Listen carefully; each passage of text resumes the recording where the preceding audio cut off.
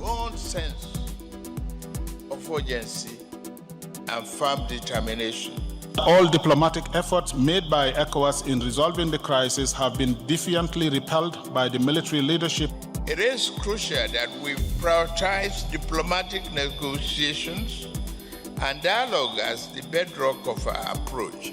Order the deployment of the ECOWAS standby force to restore constitutional order in the Republic of Niger.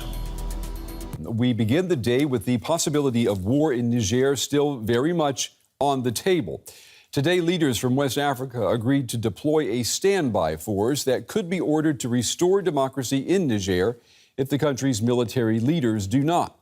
It's been 2 weeks since the military staged a coup there. Yesterday, the generals appointed a new government showing no signs of backing down. It is seen as yet another act of defiance against open and veiled threats being made by West African leaders. Well, where is all of this headed? Could Niger and its neighbors be on a collision course, headed for war? West African leaders arrived in Abuja to mull their next move. Their urgent meeting came after Niger's junta ignored their ultimatum to stand down from their power grab.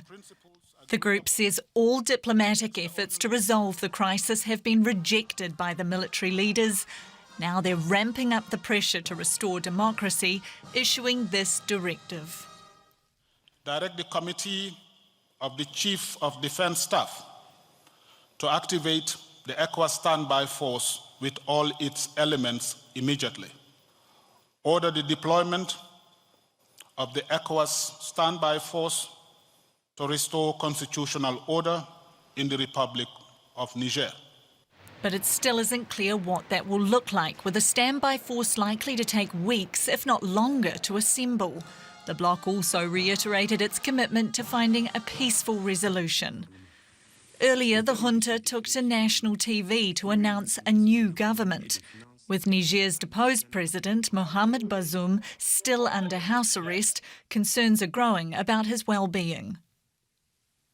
We are aware of recent reports that President Mohamed Bazoum of Niger and his family are living without electricity, water, food, or medicine, and I can say the following. The Secretary General is very concerned over the deplorable living conditions that President Bazoum and his family are reported to be living under as they continue to be arbitrarily detained by members of the Presidential Guard in Niger. As the political deadlock continues, the people of Niger are wary of what comes next. Really, after the coup d'etat, our country really lives in the bad situation. Why I say bad situation? Because today, if we look everywhere, we can see everywhere there is light up, light up, light up. I think it's going to be better to use the politician, politic intervene, not military intervene. Tough sanctions on Niger mean it's struggling with rolling power cuts and supply chain disruptions, creating further uncertainty for residents awaiting the next move in their country's future. Well, I'm joined now by Kamissa Kamara. She's the former Minister of Foreign Affairs in Mali and is now a senior advisor on Africa at the U.S. Institute for Peace. Ms. Kamara, it's good to have you with us this evening. ECOWAS's first reaction last week to this coup, it was an ultimatum and a threat of possible military intervention in Niger. Now, the generals in Niger, they called ECOWAS's bluff. Today, ECOWAS doubled down on this possible use of force against Niger. Are we just escalating here, one level to the next, possibly headed for a military conflict? We're definitely escalating. I think the ECOWAS has really given a chance to diplomatic negotiations over the past 2 weeks. The coup took place 2 weeks ago. That's 14 days of President Bazoum being detained by the junta in very difficult situations, and the junta just pretending that the ECOWAS isn't there any longer. They appointed a government, they closed their airspace, and they're really very defiant when it comes to the ECOWAS and the ECOWAS orders. Now we're seeing heads of states of the ECOWAS coming out of a summit today, even more determined than they were last week or the week before, showing their muscles and really telling the junta that they are giving them one more week to decide whether they want a military intervention or they want to restore constitutional order. Well, let me just ask you right now, as it looks right now, and based on what you know, do you think if the junta, if they don't back down, do you see this this force that was ordered, deployed today, do you see them moving into Niger? I think there are some legal considerations, operational and economic as well, when it comes to a military intervention. However, what I'm seeing is that the ECOWAS is really playing its credibility. It has to show that as a regional organization, it exists for a reason, and that its threats are not empty threats. President Tinubu of Nigeria is also showing that Nigeria is the new leader of the ECOWAS, that he wants to move forward. He's made early declarations demonstrating that he was ready for a military intervention.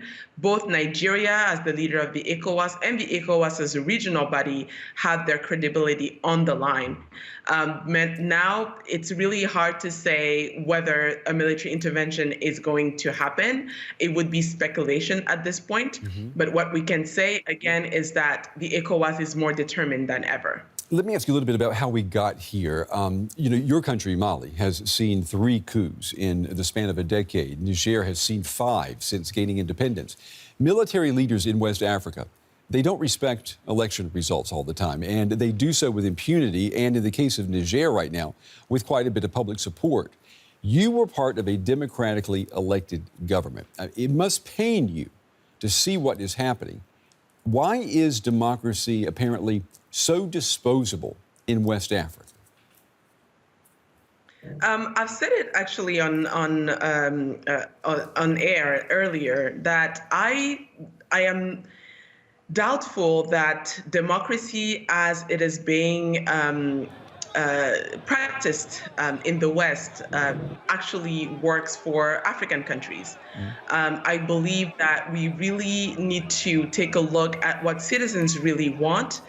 And sometimes those presidents who are democratically elected are elected on very fragile grounds, where not a majority of the population actually voted for them. And the way they conduct business is not considered satisfactory to the majority of citizens. And this is what we're seeing in West Africa and in the Sahel in particular. So what I personally feel or believe when it comes to democracy doesn't really matter here. I think we really have to, as Africans, to look at what democracy brings to the continent, but really to also demonstrate that democracy can deliver and will deliver in our different contexts. So I assume you're talking about, the publics have to see the value of democracy, but also these military generals have to recognize the value of democracy. If they don't, they're going to continue to stage these coups. I'm wondering who or what is going to show these generals that they're hurting themselves and their futures by, just throwing out election results all the time. Well, one way would be for the ECOWAS to really demonstrate its authority. I think the military, as we see, whether in Africa or anywhere else, functions better when there is a strong civilian authority in place and where the military is actually subordinate to the civilian authority. This civilian authority-military relationship has completely broken down in the Sahel. And so what we need to do is really restore the trust between civilian authorities and the military leaders. And this could take decades. Niger's junta was quick to accuse France of taking advantage of the coup to violate Niger's sovereignty. Niger's colonial past with France, it seems to be low-hanging fruit for the generals. Is France, though, is it responsible for the generals' behavior and for what has happened in Niger in the last few weeks? I think France is an easy culprit. I think what we've seen in the Sahel in general is a rejection of the French policy in Africa, where France is being too present and to the point where it gets involved in domestic affairs. And so it was easy for the generals to mention France. France has been mentioned as a culprit in the previous coups in Niger, in Burkina Faso, and in Mali. Like you said, it's a very low-hanging fruit. It's hard to, take this accusation seriously. The causes of this coup are inherently domestic, and the reasons for the coup are very personal to General Chani. How concerned are you that all of West Africa could become a nest, if you will, for Islamist extremism, ISIS, Boko Haram, Al-Qaeda? I mean, they're all invested in a future with coups and failed states in the region. That is really the worst case scenario, and I really don't want to believe in that scenario. I think that what we're seeing with the ECOWAS doubling down on sanctions and giving an ultimatum to the coup leaders in Niger is really to show that they are tired of coups and that they really want to put an end to them. So I want to believe that the ECOWAS and the African Union will work together to put an end to this spate of coups. Whether they're successful or not will also depend on how strong the institutions are being rebuilt in the Sahel region. And this cannot be done without international support. So rhetorical announcements and communiques and astonishments about what is happening in the Sahel region will not do it. I think what is happening in the region needs international support, an international coalition to really save the region. Let me ask you, you are with the U.S. Institute for Peace. Does the U.S. have a role in Niger's future? I know it's invested money, it's invested men and women. It's using Niger as a base for counterterrorism. But again, you have this element of hyper or more militarization within Niger. Yes, I think Niger is really a strategic country for both France and the United States. When it comes to the role of the U.S. In the Sahel in general, I think the U.S. has a lot to bring to the region, especially given the failed French policy in the region. The U.S. doesn't have the legacy that France has in the Sahel region.